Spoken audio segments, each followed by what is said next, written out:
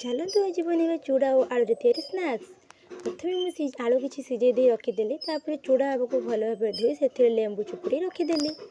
5 minute पर सिझा आलू को ग्रेटेड कर चूड़ा ऐड कली आ कि कैप्सिकम को काटी पकाइली आ पियाज से जीरा मसला चाट गुंड चिली पाउडर आ लुण ऐड करदेली।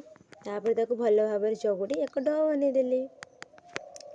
तापर ताकू मु हाथ अल्प तेल लगे छोट छोट स्नैक्स बनईदेली। तापर पात्र रे बेसन नेली और से किसी जुआणी को मड़ी दे पकईदेली। तापर कढ़ाई अल्प मात्रा तेल नेली आउ से प्रस्तुत स्नैक्स को बेसन रे बुड़ाई पकईदेली।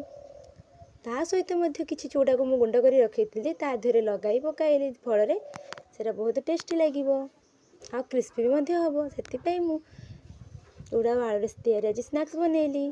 तो यही स्नैक्स आपण मैंने भी थे घरे बन खातु तो बहुत टेस्ट लगे। सहित टमाटो सॉस पाखरे नहीं चूड़ा